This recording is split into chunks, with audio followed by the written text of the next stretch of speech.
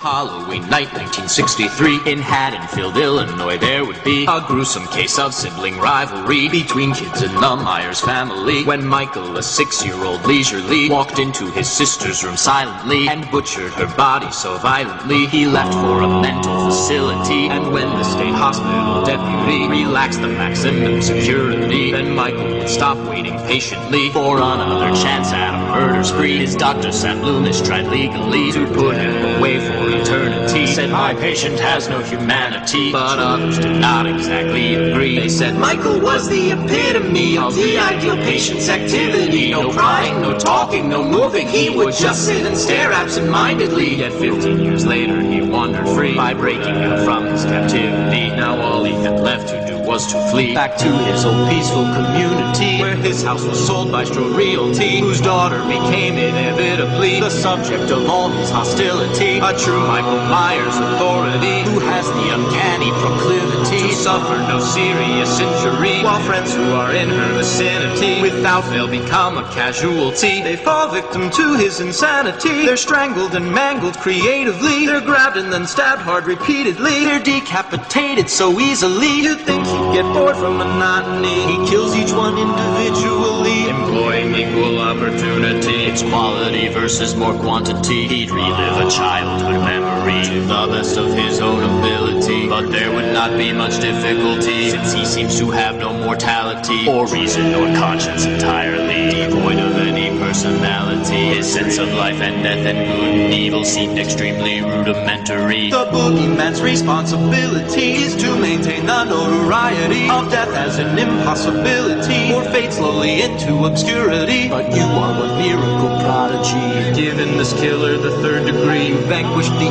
evil amazingly, ignored all your bothersome OCD to check up on his heart accordingly. So while he is lying there lifelessly, while you are still breathing so heavily, you sit there and thank God that finally it's over, it's done with him. Luckily you planned each potential contingency. You blinded his eyes temporarily. You drove that knife through his chest cavity. You shot him in every extremity. You forced him right off of the balcony. There's no way in hell that he'd possibly get up and walk right off your property. That stuff only happens on the TV, so you'll be safe in police custody. They'll quickly make a positive ID of Michael's cold twisted anatomy. You'll garner the neighborhood sympathy, and after a good deal of therapy you'll be back in touch with reality and understand why philosophically the apple does not fall far from the tree when creating our own worst enemy.